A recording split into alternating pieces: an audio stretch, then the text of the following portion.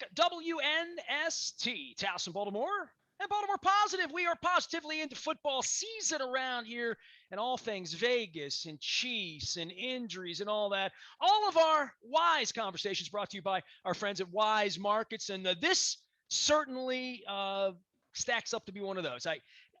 I'll extend, platitudes and, great wishes to Ross Greenburg. You know what a huge fan I am of your work. And when you're doing something that's this significant, 9/11, baseball, it's always a pleasure to have you. It's always a wise conversation with you, Ross Greenburg. How are you? I'm doing really well, Nestor. It's great to be with you again. This was a special one and very close to my heart, this one. Well, I lived through that. Anyone our age lived through that. I was on one of those flights 2 weeks earlier from Newark out to LA. I was when I was nationally syndicated. I was not in New York the day it happened, but I was on live radio the day it happened. Give me just your personal thing. I mean, you're working for HBO back then, right? Yeah, I was working for HBO. My mom was dying, actually, and I was in Houston, Texas, and she passed away on September the 9th. So I found myself the morning of her funeral, getting ready to do her eulogy in her apartment. And all of a sudden, the housekeeper, said you should turn on the TV. And all of a sudden there it was. And so, within an hour, I was out the door going to her funeral and ended up having to take a Greyhound bus from Houston, Texas, number of buses from Houston, Texas, back up to New York to reunite with my family in Larchmont. And yes, I was then president of HBO Sports. So I had to make my way through the grieving process with my mom and also the harrowing experience of living in New York and working in New York City right after 9/11. It was scary, man. And I think that's one of the things we wanted to do with this documentary, myself and Joe Levine, my co-producer director. We wanted to kind of take you back in time and visually and orally give you an understanding of what the fear was like in New York and what the feeling was like, whether it's the compassion for firefighters and policemen or just the fear of another bomb dropping or everything that was going on in the city, which was pretty harrowing at the time. So yeah, it was a tough personal journey for me. Just to wrap up that personal journey, a month later, I found myself at Game 3 of the World Series at Yankee Stadium. And I was there when Bush threw out that first pitch and listening to the USA chants and the thunderous guttural feelings that were coming out of the stands.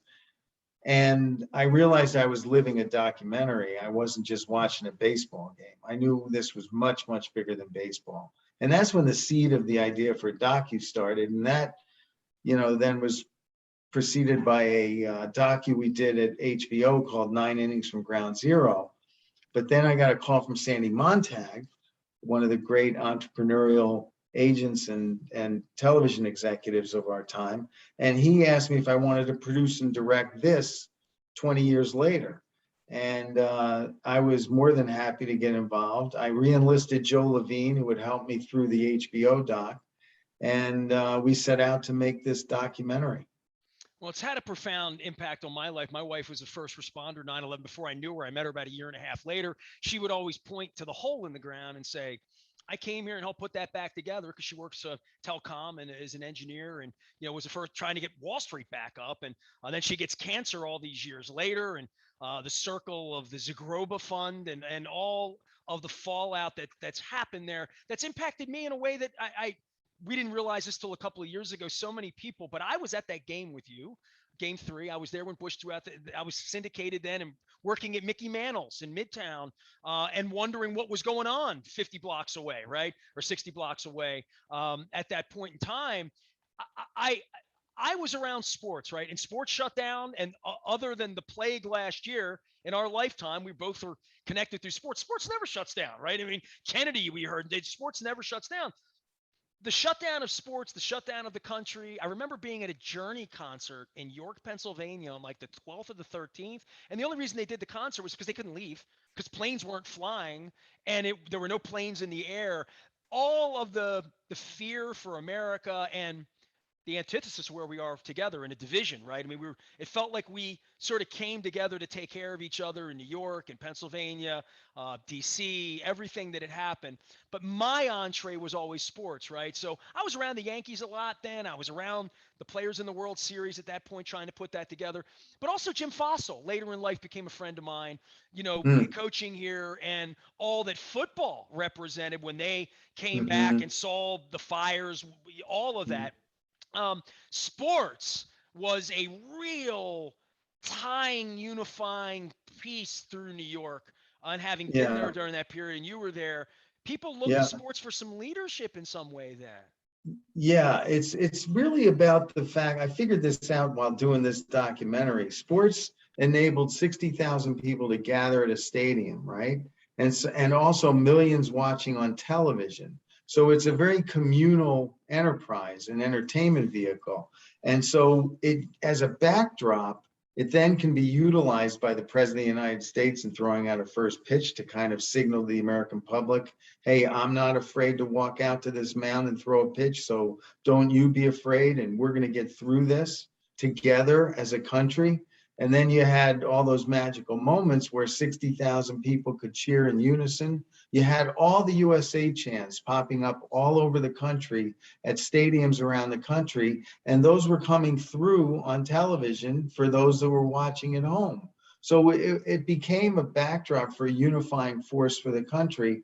And as Ari Fleischer says in the documentary, I didn't vote for Bush, but when Bush took the mound, it wasn't a Republican or Democrat taking the mound. It was the President of the United States and the Chants of USA were recognizing him as our leader to help us get through it. So the unification that we had then, you'll see the stark contrast to what we're dealing with now as we try to get our way out of this horrible pandemic.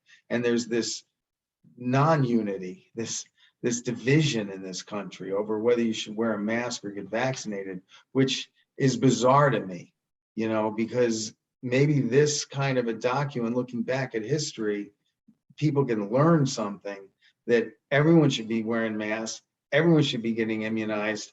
This is ridiculous. We're a country that needs to climb out of this mess we're in. So maybe that's one of the messages this historic lesson can teach us. I promise you, if you're hearing the voice of Ross Greenburg, you have seen his work, whether it was Hard Knocks 20 years ago. We're celebrating some anniversaries on that. He's won more awards for sports production than just about anybody. He is the GOAT. He's producing this Extra Innings from 9/11 20 years later. It's a feature-length doc. It's on HBO Max. He's making my wife and I watch it this weekend. We're probably going to cry. You're going to make me cry, Greenberg. Nobody Yeah, makes me yeah, cry the way you make me cry. yeah. Hold on, man. I got the Get your, Kleenex. I brought the yeah, Kleenex for you. get them in place when you watch this doc. Because we take some heart-wrenching stories of people that lost loved ones who were attached to baseball in some way, and we either update them in the case of Brielle Saraceni, whose dad was one of the pilots of the planes that flew into one of the towers, or a family, Jimmy Quinn and his brothers, who Jimmy passed away on the 105th floor or whatever, working for Cantor Fitzgerald, and his brothers to this day yearly take a group of 20 or so to Shea, well, no, not Shea Stadium, now Citi Field, in order to honor their brother. So I mean, it's a heart-wrenching You're gonna story. make me cry now.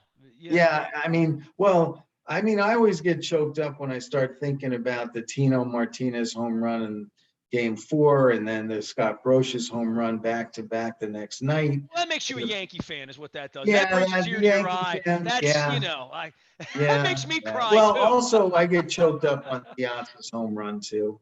I'm also, but because they signified New York, it wasn't, they were America's team, both of them at that point, because they were wearing New York across their chest, and everyone was rooting for all New Yorkers to get through it. Ross, have you ever done anything that wasn't sports? I mean, it seems like a flippant question, but I'm thinking, Funny, yeah, yeah, you know what I mean? Like I'm thinking, like what when these stories happen, sports becomes some of the glue, and I guess that's right, sports guys get interested in stuff when there's a sports angle to some degree. But you don't really tell sports stories. You tell human stuff. I mean, right. but you just choose mostly to use sports as a vehicle for all this. Yeah, it's almost like sports is what is injected into my veins in order to tell these kinds of stories. So, I was a strange kid. I would watch sporting events and I would always take it as an out of body experience. And I'd put myself in the mind of the athlete who was winning a championship, whether it's Joe Willie Namath in '68, or I remember Bill Toomey crossing the finish line, winning the decathlon, and Jim McKay giving those unbelievable words in Mexico City. And I was getting teary-eyed watching him, knowing that he had put a lifetime of work into that moment. And so I was that kind of kid. So sports always struck me as a vehicle of showing human emotion and all of it. And that's where I get it from. I probably get it from ABC Sports and Roone Arledge and the way that they attack sports. And then They I just, presented it as a dramatic right. reading. They presented it as almost Shakespeare about to happen, right? Right. And as you watch this film, I think you'll draw on that. You'll understand that sports is the backdrop to tell these stories about this horrific event, and draw on the emotion of it. And, magical moments in sports can be something really special that live on a lifetime that you'll never forget. The way you'll never forget 9/11, you'll never forget Piazza's home run or those series of home runs in that World Series in 2001. So the people that suffered the most, had their parents or loved ones pass, they use sports to put a smile back on their face and to realize that life is worth living, that you can move on from these tragedies. You never forget, but you move on from these tragedies. And we all lose loved ones in life. That was a quote from Muhammad Ali after he lost his Leon Spinks in the first fight.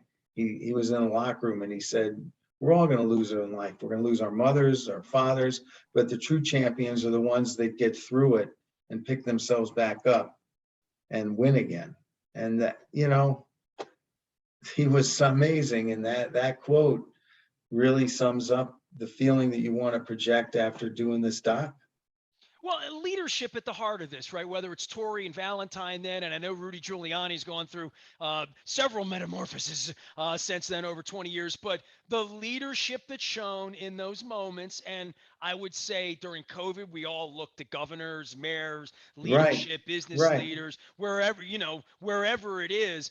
But Torre and I talked about Jim Fossil a little bit. Those were the people with the podium the day after to Yeah, say we're not going to cower up. We're not going to, in yeah, addition to George Bush, but down the line for sports, there's something about leadership that goes hand in hand with yeah. people looking to sports.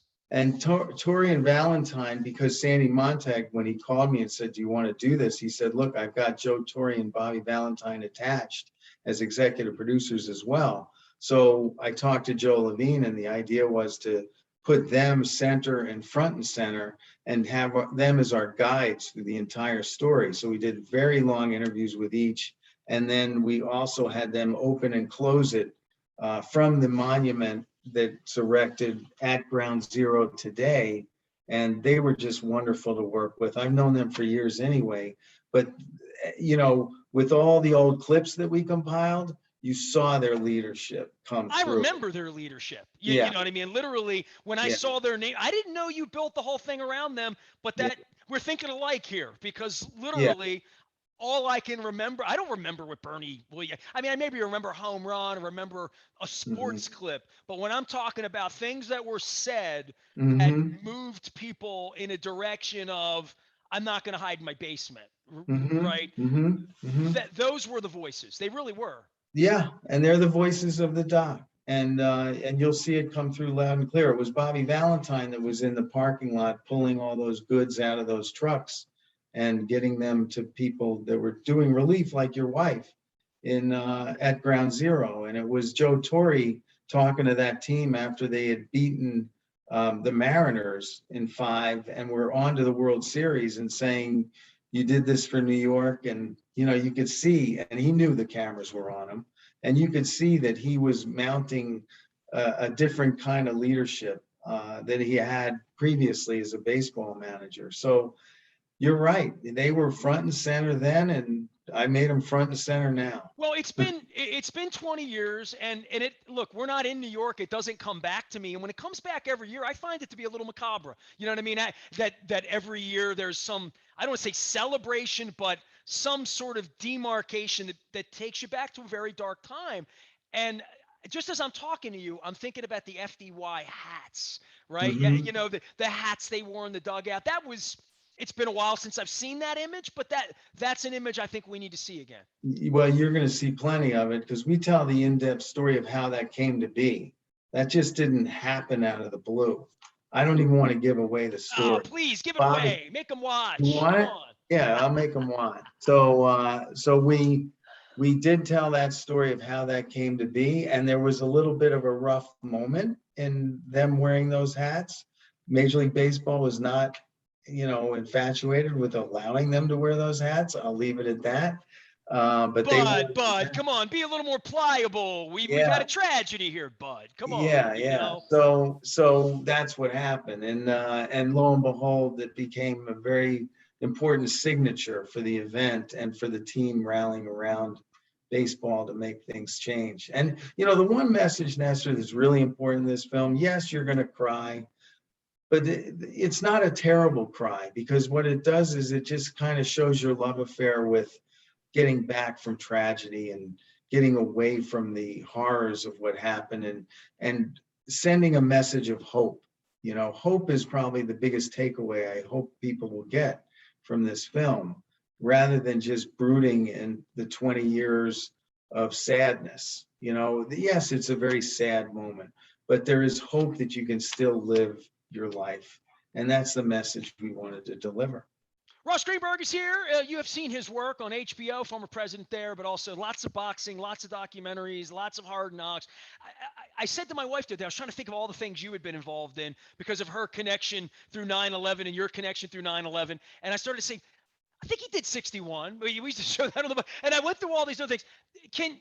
At this point, and I don't want to do it, This Is Your Life, Ross Greenburg, but if there's one thing, because I haven't seen all of your work, I've seen some of it misses me, some of it's in a genre or a sport that I don't care about or a story that I look at and say, give me something you've done that I may have not have seen that's your proudest work, or I don't want to say pick amongst your children, right? I don't want you to pick your Yeah, favorite yeah. song, but give me something that's off the beaten path that you think is your finest. I'll give you an example. I've seen the 30 for 30s on ESPN.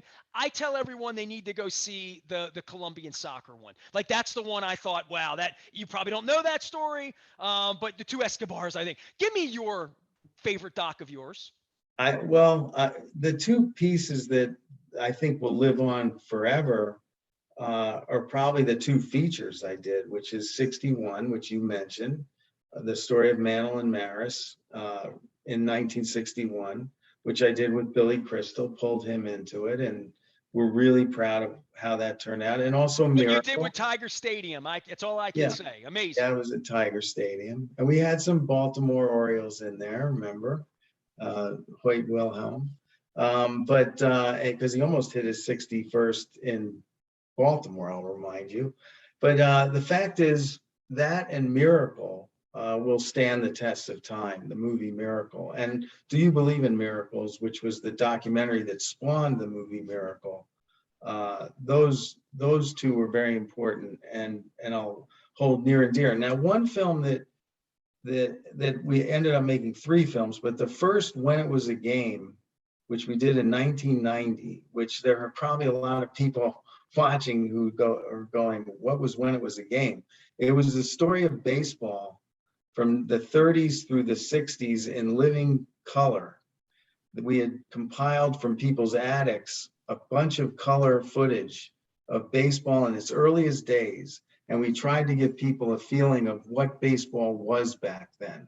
But you were able to see all these, Babe Ruth and Lou Gehrig and everyone in color. And it just brought the sport alive instead of always seeing that in black and white.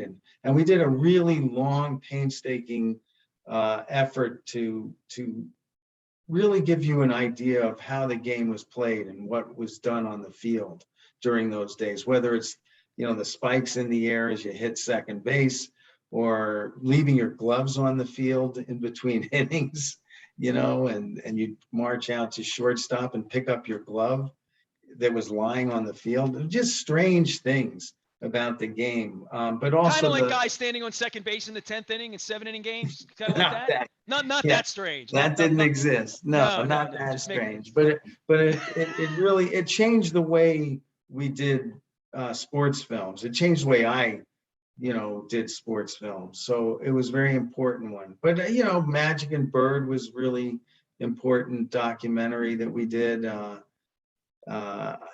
were some that rose to a level. And actually, Saturdays is in the top 5. Well, I was To going be to honest. say, maybe you haven't done your best one yet. No, Maybe. I always have to feel like I haven't. And this one I sat with my family and watched the final cut. And it's pretty darn good, as Larry David would say. Greenberg always getting better at making me cry, man. Ross Greenburg here from HBO. Keep up the great work. Keep doing what Thanks, you're doing. man. I always appreciate the visits, and whenever you have something to come on and crow about, please come on and crow about it. I will. And next time we get together, we'll have a crab cake, maybe a beverage, and talk about fixing baseball. You got it. You got it. Ross Thanks. Greenburg joining us here. Make sure you're checking it out. It's on HBO Max. All things 9/11 and certainly the baseball angle on this. You can find all that out there. You can find Ross out on the internet as well, and find all of his other works because I'm sure you haven't seen them all, kind of like me. So Ross Greenburg, give us a little bit of homework. A big appreciation to our friends at Royal Farms, real fresh, real fast, for sending us out there on Chicken Palooza and the Crab Cake Tour. The Crab Cake Tour continues Friday at Costas in Dundalk with Johnny O. We're going to have some other visitors in my neck of the woods, all of it presented by our friends at the Maryland Lottery. I'm Nestor. We are WNST, AM 1570, Towson, Baltimore, and we never stop talking Baltimore positive.